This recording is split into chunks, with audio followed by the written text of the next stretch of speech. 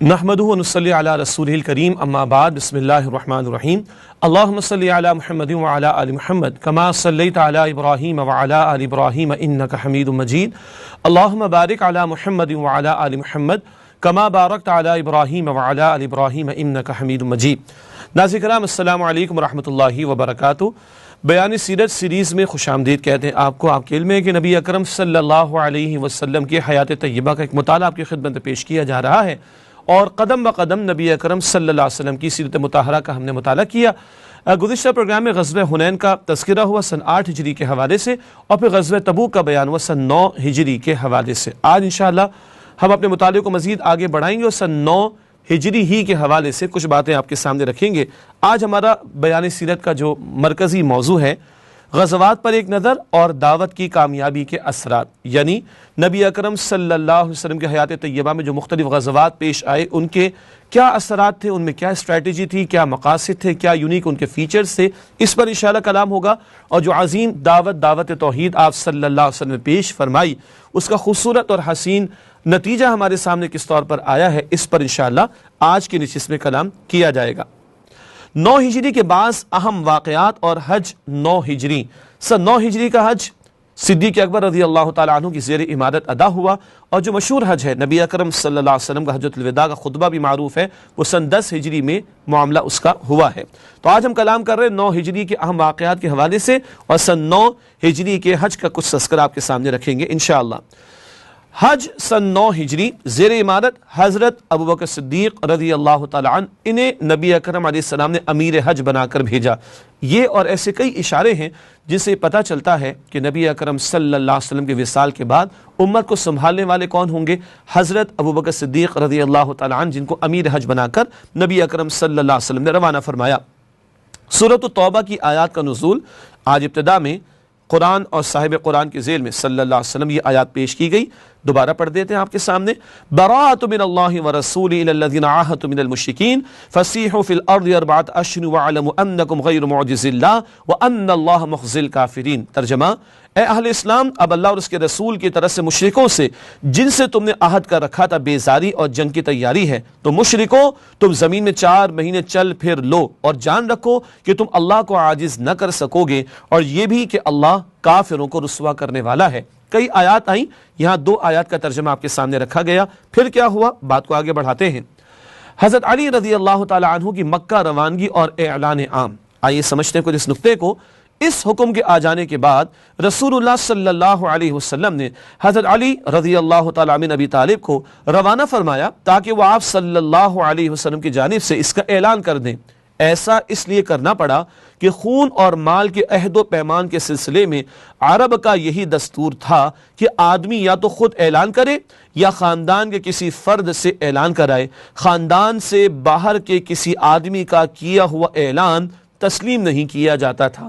ہوا یہ کہ حضرت ابوبکر صدیق رضی اللہ تعالیٰ عنہ تشریف لے گئے، امیر حج ان کو مقرر کیا تھا نبی اکرم صلی اللہ علیہ وسلم نے۔ پھر یہ آیات نازل ہوئیں تو اپنے خاندان کے فرد سیدنا علی رضی اللہ تعالیٰ عنہ، وہ آپ صلی اللہ علیہ وسلم کے چچا کے بیٹے بھی ہیں اور آپ صلی اللہ علیہ وسلم کے داماد بھی ہیں، انہیں اللہ کے نبی علیہ السلام نے آیات کے ساتھ بھیجا تاکہ وہاں پر جا کر اعلان کر دیں اور مشرکین تک بھی یہ اعلان پہنچ جائے۔ اور عرب روایت کے مطابق آپ صلی اللہ علیہ وسلم نے خاندان کے اپنے گھر کے فرد کو روانہ کیا اس اعلان کو پیش کرنے کے لیے۔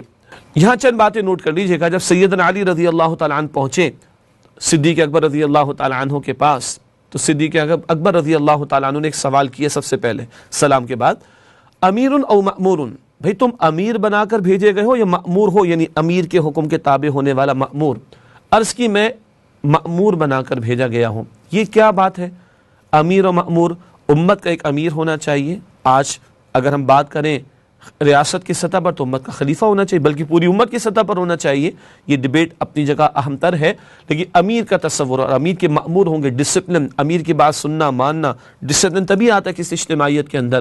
تو پہلا سوال، تم امیر بنا کر بھیجے گئے یا مأمور بنا کر بھیجے گئے ہو؟ انہوں نے عرض کی مأمور بنا کر بھیجا گیا ہوں، کیونکہ اللہ کے نبی نے بھیجا صلی اللہ علیہ وسلم۔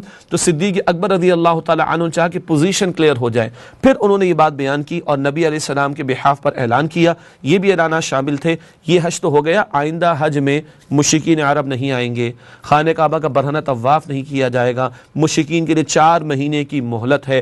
اب اگر جس نے عہد کر رکھا تھا اور وہ توڑ چکا تو 4 مہینے کی مہلت، عہد کسی سے نہیں ہے 4 مہینے کی مہلت، باقی کسی نے عہد کر رکھا تھا، پاسداری کر رہا تھا تو اس کی مدت پوری ہوگی۔ سورہ توبہ کی دیگر آیات میں ذکر آتا ہے۔ یہ اعلان اس حج کے موقع پر کرا دیا گیا، یہ آخری الٹیمیٹم تھا۔ بھارت عظیم اکثریت مشرکین کو وہ اسلام اس نے قبول کر لیا، اور ان کا کوئی میسیکر یا بڑے پیمانے پر کو قتل کیا جائے ایسا کوئی معاملہ پیش نہیں آیا۔ اس کے بعد چلتے ناظرین کرام غزوات پر ایک نظر کے تحت چند باتیں ہم آپ کے سامنے رکھیں گے انشاءاللہ تعالی۔ سیرت نگاروں نے بڑا پیارا کلام کیا اور انہی کے اس کلام سے کچھ نقطے آپ کے سامنے رکھنا مقصود ہے۔ غزوات کا ایک تسلسل ہے۔ غزوہ بدر پہلا معرکہ مسلمانوں اور کفار کے درمیان، اور اس کی انتہا سورہ فتح مکہ کے حوالے سے ہمارے سامنے آتی ہے۔ سورہ توبہ میں اس کی طرف اشارہ ہے، تفصیل تو نہیں ہے۔ تو غزوہ بدر سے سلسلہ شروع ہوا، فتح مکہ تک سرزمین عرب پر اللہ کا دین غالب ہوا۔ غزوہ تبوک کا بیان پچھلی نشست میں آ چکا ہے، سن 9 ہجری کے حوالے سے وہ سلطنت روما کے خلاف تھا۔ تو وہ جو انقلاب نبی اکرم صلی اللہ علیہ وسلم برپا فرما گئے، اسی کی ایکسٹینشن کا آغاز آپ فرما گئے، اور خلفائے راشدین کے دور میں پھر بہت بڑے پیمانے پر مسلمانوں کو فتوحات ملی ہیں۔ یہ جو غزوات کا عمل نبی اکرم علیہ الصلوۃ والسلام نے شروع کیا، قتال کا میدان سجا ہے، اس کے کیا مقاصد تھے، اس کی کیا حکمتیں تھیں، یہ تو ہم تفصیلاً کلام کر چکے۔ نبی علیہ الصلوۃ والسلام کے جو غزوات ہیں، نبی علیہ الصلوۃ والسلام نے جو جنگیں لڑی ہیں، نبی علیہ الصلوۃ والسلام نے یہ پوری تفصیل جو ہمیں عطا فرمائی، اس کی کتنی حکمتیں ہیں، اس کے کتنے خوبصورت پہلو ہیں، ان میں سے کچھ کا بیان اب آپ کے سامنے رکھنا مقصود ہے۔ آئیے غزوات پر ایک نظر ڈالتے ہیں۔ پہلا نقطہ، کوئی بھی شخص جو جنگ کے ماحول، پس منظر و پیش منظر اور آثار و نتائج کا علم رکھتا ہو، یہ اعتراف کیے بغیر نہیں رہ سکتا کہ نبی صلی اللہ علیہ وسلم دنیا کے سب سے بڑے اور با کمال فوجی کمانڈر بھی تھے۔ اللہ کے نبی علیہ السلام، آپ کی اہم ترین حیثیت کیا ہے؟ رسول اللہ، آپ اللہ کے رسول ہیں، مگر ان سارے گوشوں میں بھی سیاست ہو، عدالت ہو، خطابت ہو، امامت ہو، تذکیر ہو، تعلیم ہو، تبلیغ ہو، تزکیہ ہو، تجارت ہو، وغیرہ وغیرہ، ان سارے گوشوں میں آپ کا اسوہ جامع ترین ہے۔ لَقَدْ كَانَ لَكُمْ فِي رَسُولِ اللَّهِ أُسْوَةٌ حَسَنَةٌ، یقیناً تمہارے لیے رسول اللہ صلی اللہ علیہ وسلم کی زندگی میں بہترین نمونہ موجود ہے۔ سورۃ الاحزاب کی آیت نمبر 21 میں کلام آتا ہے، اس کو بھی ذہن میں رکھیں۔ یہاں اہم بات کیا ہے، جو جنگی میدان کے لوگ ہیں انہوں نے بھی نبی مکرم صلی اللہ علیہ وسلم کی عظمت کا اعتراف کیا ہے، آپ کی جنگی مہارت کے حوالے سے، اور تسلیم کرنے پر مجبور ہیں کہ آپ دنیا کے سب سے بڑے اور با کمال فوجی کمانڈر بھی تھے۔ آپ نے جو اصلاحات فرمائی ہیں جنگی میدان میں، آپ نے جو ٹیکنیکس استعمال فرمائی ہیں، آپ نے ہر جنگ کے موقع پر اکثر کوئی نئی ٹیکنیک استعمال فرمائی ہے، اس سے بھی لوگ بہت زیادہ متاثر ہوتے ہیں، اور پھر یہ ماننے پر مجبور ہوتے ہیں کہ آپ صلی اللہ علیہ وسلم سب سے بڑے اور با کمال فوجی کمانڈر بھی تھے۔ اگلا نقطہ، کسی معرکے میں حکمت عملی، لشکر کی ترتیب اور حساس مراکز پر اس کی تعیناتی، موزوں ترین مقام جنگ کے انتخاب اور جنگی منصوبہ بندی وغیرہ میں آپ صلی اللہ علیہ وسلم سے کبھی کوئی چوک نہیں ہوئی۔ میں دوبارہ پڑھ رہا ہوں اور آپ ذہن میں رکھیے گا غزوہ بدر کو اور غزوہ احد کو۔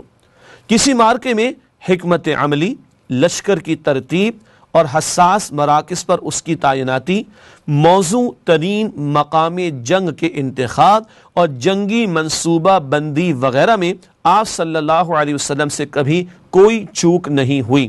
بدر کا موقع کیا ہے؟ لشکر کی ترتیب دیکھ لیجئے، جگہ کا تعین دیکھ لیجئے، ایسی جگہ آپ نے حاصل کی، بارش ہوئی تو مسلمانوں کو فائدہ، کفار کو نقصان ہوا، اور اگلا دن جب دن چڑھا، جب میدان سجا ہے تو سورج مسلمانوں کی پشت پر تھا، موزوں ترین مقام کا انتخاب۔ اسی طریقے پر جنگی منصوبہ بندی، غزوہ احد کو ذہن میں رکھیے گا، 50 تیر اندازوں کو مقرر کیا تھا نا، اس کے بعد ایک خطا تو ہو گئی تھی، کتنا بڑا نقصان ہو گیا تھا، لیکن اللہ کے نبی علیہ السلام کی جنگی مہارت دیکھیں، منصوبہ بندی دیکھیں تو بندہ اعتراف کیے بغیر نہیں رہ سکتا آپ کی جنگی مہارت کی عظمت کے حوالے سے بھی۔ آپ صلی اللہ علیہ وسلم نے ان غزوات کے ذریعے امن و امان قائم کیا، فتنے کی آگ بجھائی، اسلام و بت پرستی کی کشمکش میں دشمن کی شوکت توڑ کر رکھ دی، اور انہیں اسلامی دعوت و تبلیغ کی راہ آزاد چھوڑنے اور مصالحت کرنے پر مجبور کر دیا۔ کبھی ہم دیکھتے ہیں فتنہ برپا کرتے ہیں یہود، غزوہ احزاب کا موقع آتا ہے اور مسلمان اللہ سبحانہ وتعالیٰ ان کی مدد فرماتا ہے اور یہ فتنہ فروغ کیا، دور کیا نبی صلی اللہ علیہ وسلم نے۔ کبھی آپ صلی اللہ علیہ وسلم کو ہم دیکھتے ہیں کہ قریش کو مجبور کر دیتے ہیں آپ، اور وہ صلح کرنے پر آمادہ اور مجبور ہو جاتے ہیں۔ کب؟ صلح حدیبیہ کے موقع پر۔ کبھی ایک شان و شوکت کا بھی اظہار ہے، فتح مکہ کو دیکھ لیجئے، بغیر کسی جنگ، فتح مکہ کے موقع پر بغیر کسی جنگ مکہ مکرمہ فتح ہو جاتا ہے، اور آپ سلطنت روما کے خلاف اقدام کے لیے جاتے، وہ مرعوب ہو جاتے ہیں، اور مسلمانوں کا مقابلہ تبوک کے موقع پر انہوں نے نہیں کیا۔ آپ صلی اللہ علیہ وسلم نے مہاد آرائی کے عملی نمونوں کے ذریعے مسلمان کمانڈروں کی ایک زبردست جماعت بھی تیار کر دی، جنہوں نے آپ صلی اللہ علیہ وسلم کے بعد عراق و شام کے میدانوں میں فارس و روم سے ٹکر لی اور جنگی منصوبہ بندی اور تدابیر میں ان کے بڑے بڑے کمانڈروں کو مات دے دی۔ اللہ کے نبی علیہ السلام تو ایک پورا گلشن ہے، ایک پورا چمن، ایک پورا باغ ہے، اور اس باغ کے مختلف پھول ہیں۔ کوئی علم میں آگے دکھائی دے گا، کوئی نوافل میں آگے دکھائی دے گا، کوئی انفاق میں آگے دکھائی دے گا، کوئی تعلیم و تعلم میں آگے دکھائی دے گا، کوئی جنگی مہارت میں آگے دکھائی دے گا۔ خالد بن ولید ہے رضی اللہ تعالی عنہ، سیف من سیوف اللہ وہ قرار پاتے ہیں، دیگر صحابہ کرام بھی ہیں، اور نبی علیہ السلام کی تربیت یافتہ صحابہ کرام اللہ کے نبی علیہ السلام کے دور میں بھی اور آپ کے بعد بھی چار دانگ عالم میں پھیل گئے، اور مسلمانوں کی جو ایک عزت تھی وہ اللہ تعالیٰ نے ان کو عطا فرمائی، اور ایک رعب و دبدبہ بھی ہے جو دیگر اقوام کے لوگوں پر قائم ہوا، اور یوں ایسی انہوں نے جنگی مہارت کے نمونے پیش کیے ہیں کہ بڑے بڑے کفار کے جو کمانڈرز سے ان کو بھی مات دے دی۔ دور جاہلیت میں جنگ نام تھی لوٹ مار اور قتل و غارت گری کا، مگر آپ صلی اللہ علیہ وسلم نے اس جنگ کی روح تبدیل کر کے اسے ایک مقدس جہاد میں بدل دیا۔ ماضی کی جنگ فقط جنگ ہوتی تھی، آج بھی جنگیں برائے جنگ ہوا کرتی ہیں، مگر نبی اکرم علیہ الصلوۃ والسلام نے جنگ کو بھی تہذیب سکھائی ہے، اخلاق سکھائے ہیں، آداب سکھائے ہیں، مقصد عطا کیا ہے، نہ مال غنیمت نہ کشور کشائی، اللہ کی زمین پر اللہ کا دین سربلند ہو۔ سورہ انفال کے آیت نمبر 39 کا مطالعہ کر چکے ہیں، وَقَاتِلُهُمْ حَتَّى لَا تَكُونَ فِتْنَةٌ وَيَكُونَ الدِّينُ كُلُّهُ لِلَّهِ، اور جنگ کرو ان کے خلاف یہاں تک کہ کوئی فتنہ باقی نہ رہے، اور دین کل کا کل، نظام زندگی، سسٹم آف لائف پورے کا پورا اللہ سبحانہ وتعالیٰ کے لیے ہو جائے۔ یہ ہے جو اہم مقصد اللہ کا کلام جنگ کے حوالے سے بیان کرتا ہے۔ تو اللہ کے رسول علیہ السلام نے جنگی معاملات کی تہذیب بھی کر دی ہے، اور ان کو اخلاق اور مقاصد بھی عطا فرمائے ہیں۔ رسول اللہ صلی اللہ علیہ وسلم نے جنگ کے شریفانہ ضوابط بھی مقرر فرمائے، اور اپنے فوجیوں اور کمانڈروں پر ان کی پابندی لازم قرار دیتے ہوئے کسی حال میں ان سے باہر جانے کی اجازت نہ دی۔ اللہ کے نبی علیہ السلام کے ارشادات کو ذہن میں رکھیے، عورتوں کو قتل نہ کرنا، بوڑھوں کو قتل نہ کرنا، بچوں کو قتل نہ کرنا، درختوں کو نہ کاٹنا، جانوروں کو نہ مارنا، کوئی اپنی عبادت گاہ میں کھڑا عبادت میں مصروف عمل ہے اس کو قتل نہ کرنا، جو ہتھیار ڈال دے قتل نہ کرنا، جو گھر کے دروازے بند کر دے قتل نہ کرنا۔ تو بھائی بچا کون؟ جو خود لڑنے اور مرنے کو آیا، لڑو پھر اس سے۔ تہذیب سکھائی، آداب عطا کیے، شریفانہ طور طریقے بتائے ہیں نبی اکرم صلی اللہ علیہ وسلم نے جنگ کے۔ اور ساتھ ساتھ یاد رہے اللہ کے نبی علیہ السلام نے ہر مرتبہ ایسی اسٹریٹجی اختیار کی کہ اول تو حتی الامکان جنگ اوائڈ ہو، اور اگر مجبوراً اور لا محالہ کرنی ہی پڑ جائے، انیویٹیبل ہو جائے، تو کیجویلٹیز کا معاملہ کم سے کم ہو۔ یہ بھی تمام غزوات کی روح میں ہم دیکھ سکتے ہیں جو رسول اللہ صلی اللہ علیہ وسلم کے دور میں غزوات پیش آئے ہیں۔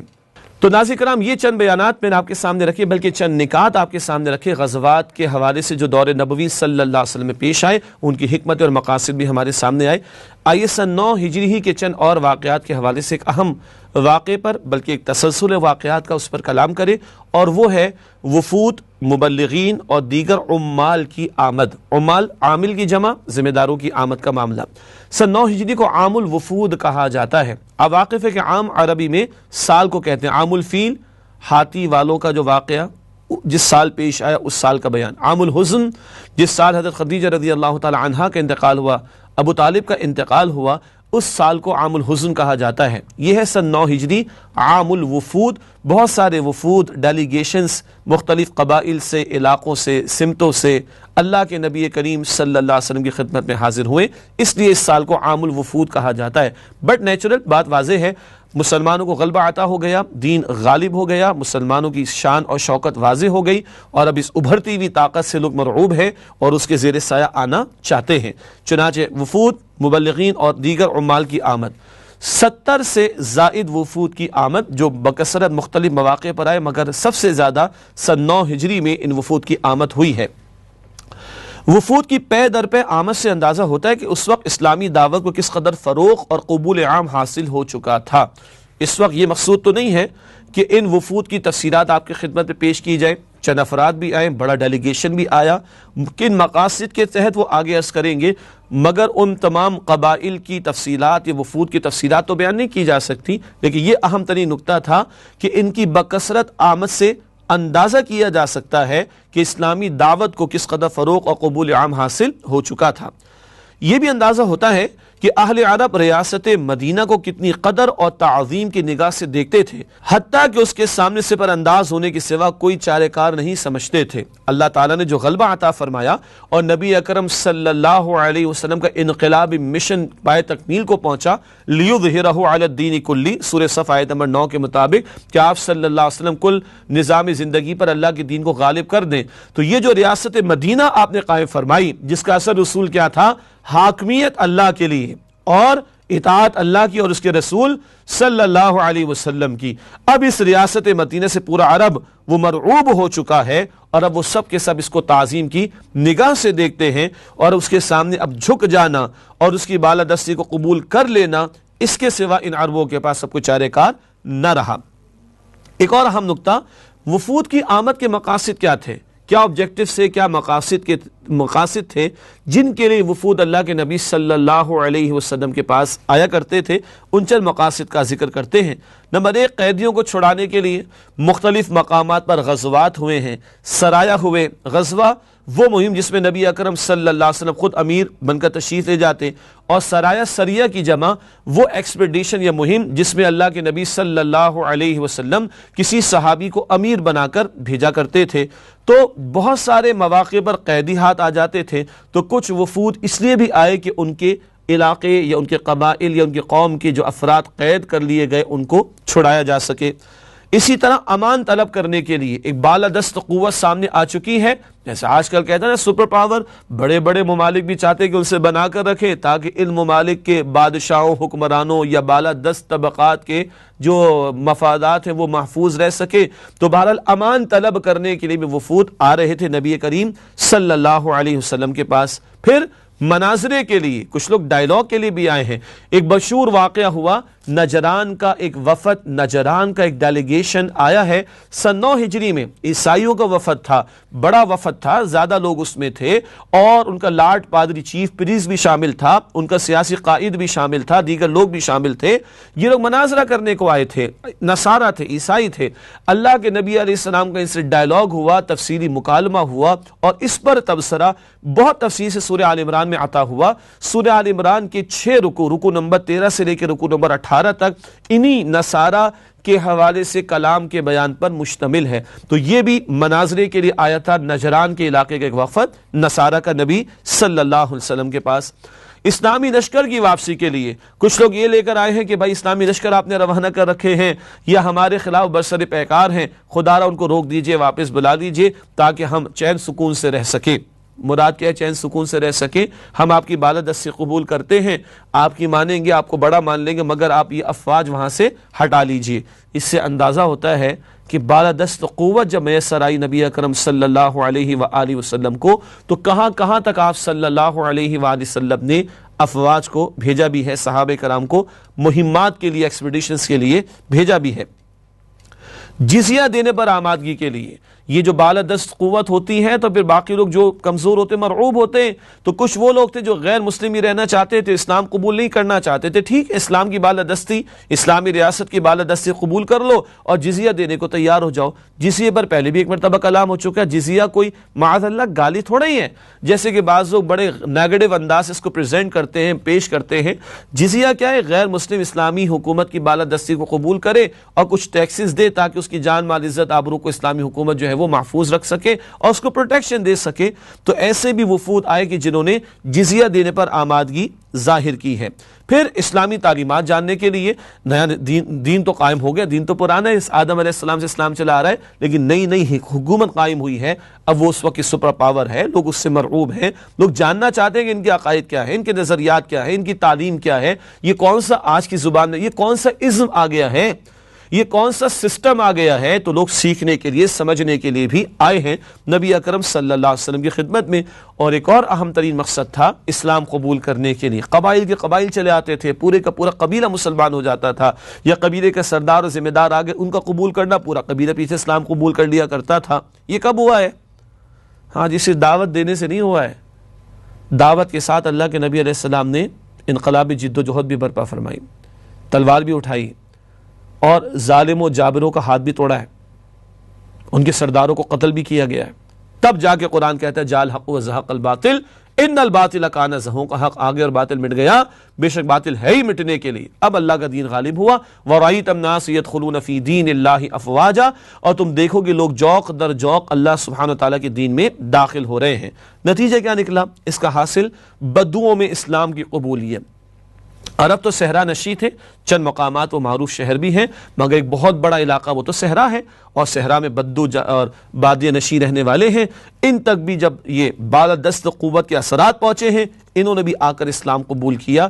یہ وہ وفود کی آمد کے چند مقاصد جو میں نے آپ کے سامنے رکھے, قیدیوں کو چھڑانے کے لیے, امان طلب کرنے کے لیے, مناظرہ کرنے کے لیے, اسلامی لشکر کی فوج کشی روکنے کے لیے, جزیہ دینے کے حوالے سے آمادگی کے لیے, اسلامی تعلیمات جاننے کے لیے, اسلام قبول کرنے کے لیے. بات کو آگے بڑھاتے, دعوت کی کامیابی اور اثرات. یہ سن 9 ہجری ہے, مکہ فتح ہو گیا سن 8 ہجری میں, اور اللہ کے رسول علیہ السلام کا مشن پائے تکمیل کو پہنچا, اور سرزمین عرب سے باہر نکل کر بیرون عرب بھی اسلام کا غلبہ, اس کی وسعت اور اس کی ایکسپینشن کا سلسلہ شروع ہو گیا. اس دعوت اور اس کی کامیابی اور اس کے اثرات کیا رہے, اس پر کچھ کلام کرتے ہیں, اور بڑا خوبصورت ایک توازن کے ساتھ بیان ہمارے سامنے آئے گا. فرد بھی اور نظام بھی, ان دونوں کے توازن کو بھی بڑا خوبصورت انداز سے ہم دیکھتے ہیں کہ دکھائی دیتا ہے نبی مکرم صلی اللہ علیہ وسلم کی حیات طیبہ میں. دعوت کی کامیابی اور اثرات کے حوالے سے چند نکتے. پہلا نکتہ, آپ صلی اللہ علیہ وسلم اپنے کاندھے پر اس روئے زمین کی سب سے بڑی امانت یعنی ساری انسانیت کا بار گرہ اٹھائے مسلسل کھڑے رہے. آپ صلی اللہ علیہ وسلم نے اس انسانی ضمیر کے میدان میں جنگ و جہاد اور تگ و تاز کا جو بوجھ اٹھایا, جو جاہلیت کے اوہام اور تصورات کے اندر غرق تھا.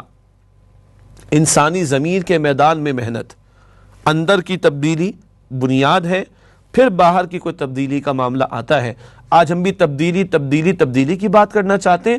اوپر سے آئی ہوئی تیز رفتار تبدیلی اتنی تیزی سے چلی بھی جائے گی, مگر اندر سے جو تبدیلی پہلے آئے اور پھر وہ خارج میں تبدیلی دکھائی دے, وہ تبدیلی پائیدار بھی ہوگی. اگلا نکتہ, جب اس ضمیر کو اپنے بعض صحابہ رضی اللہ تعالی عنہم اجمعین کی صورت میں جاہلیت اور حیات ارضی کے تہ در تہ بوجھ سے آزاد کر لیا, تو ایک دوسرے میدان میں دشمنان دین کے ساتھ آپ صلی اللہ علیہ وسلم نے پہم معرکوں پر معرکے شروع کر دیے.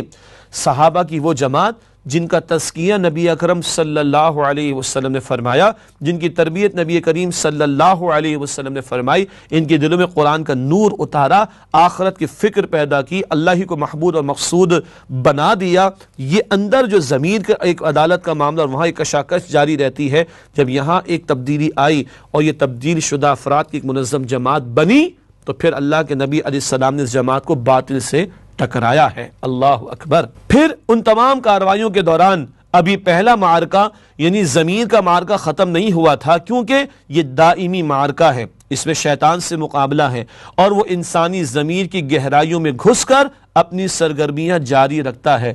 یہ نہیں کہ اللہ کا دین غالب کرنے کی جد و جہد میں لگ گئے تو جو اندر کی محنت اس کو چھوڑ دیا جائے, اتنے آؤٹ ورڈ لوکنگ ہو گئے کہ اندر انورڈ لوکنگ ہونے کا تصور ہی ختم ہو جائے. ایسا نہیں ہے. انتہائی حسین توازن, نفس سے مجاہدہ بھی چل رہا ہے اور باطل سے جہاد بھی جاری ہے. یہ توازن ہے جو رسالت میں آپ صلی اللہ علیہ وسلم کی اس طرز عمل میں ہمیں دکھائی دیتا ہے. دنیا آپ صلی اللہ علیہ وسلم کے قدموں پر ڈھیر تھی, مگر آپ تنگی و ترشی سے گزر بسر کر رہے تھے اور جہد و مشقت اپنائے ہوئے تھے.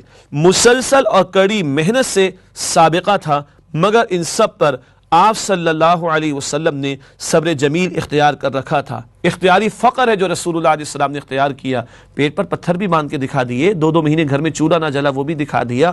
اللہ اکبر. اور صبر جمیل کی بہترین مثال آپ صلی اللہ علیہ وسلم نے پیش فرما دی.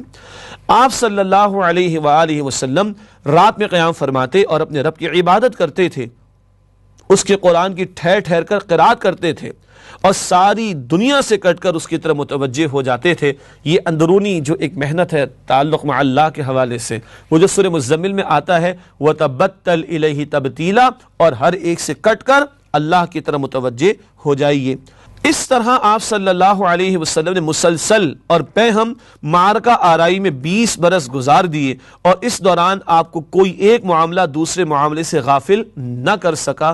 یہ مستقل توازن کے ساتھ آپ کی جد و جہد اور آپ کے صحابہ کرام کی محنت جاری دکھائی دیتی ہے. یہاں تک کہ اسلامی دعوت اتنے بڑے پیمانے پر کامیاب ہوئی کہ عقلیں حیران رہ گئیں. سارا جزیرۃ العرب آپ کے تابع فرمان ہو گیا, اور اس افق سے جاہلیت کا غبار چھٹ گیا اور توحید کی آوازوں سے فضا گونجنے لگی. بکھری ہوئی قومیں اور قبیلے ایک ہو گئے. انسان بندوں کی بندگی سے نکل کر اللہ کی بندگی میں داخل ہو گیا. یہ کمال ہے.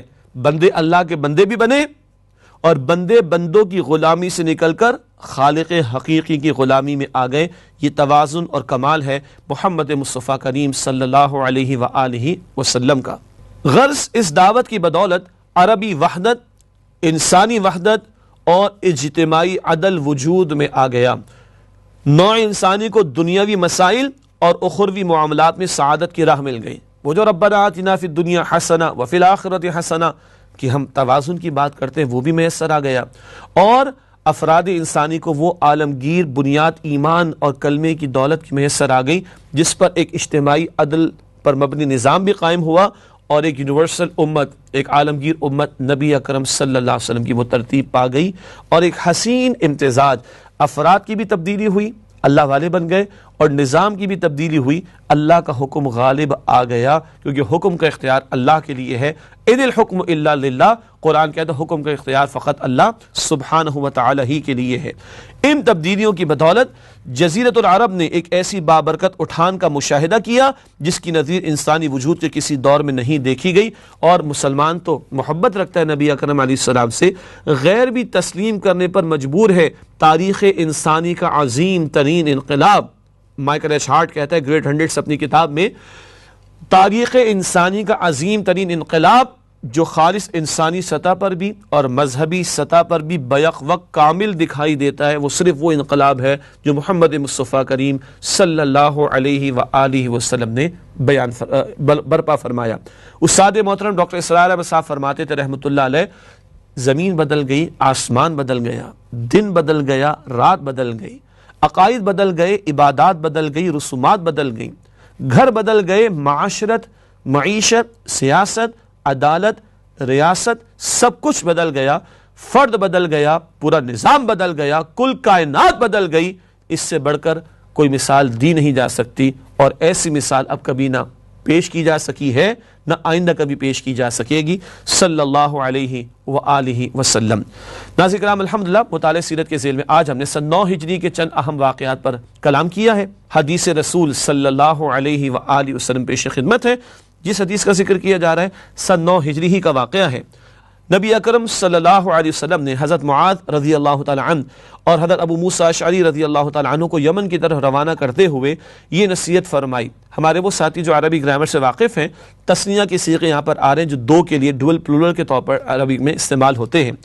یسرا ولا تعسرا وبشرا ولا تنفرا وتطاوعا ولا تختلفا. صحیح بخاری شریف کی روایت ہے. اس کا مفہوم, تم دونوں آسانی کرنا, سختی نہ کرنا, اور خوشخبری دینا, نفرت نہ دلانا, اور مل کر رہنا, اختلاف نہ کرنا. جا رہے ہو نئے لوگوں کے پاس, گریجولی اسلام کی دعوت پیش کرنا, آسان سے مشکل کی طرف جانا, سمپل سے کمپلیکس کی طرف جانا, تدریجاً ان کے سامنے دین کے تقاضے رکھنا، یہ بھی حکمت نبوی صلی اللہ علیہ وسلم سے ہمیں سیکھنے کو ملتا ہے۔ اللہ تعالیٰ مجھے اور آپ کو عمل کرنے کی توفیق عطا فرمائے۔ اللہم صلی علی محمد وعلی آل محمد کما صلیت علی ابراہیم وعلی آل ابراہیم انک حمید مجید۔ اللہم بارک علی محمد وعلی آل محمد کما بارکت علی ابراہیم وعلی آل ابراہیم انک حمید مجید۔ وآخر دعوانا الحمد للہ رب العالمین، والسلام علیکم ورحمۃ اللہ وبرکاتہ۔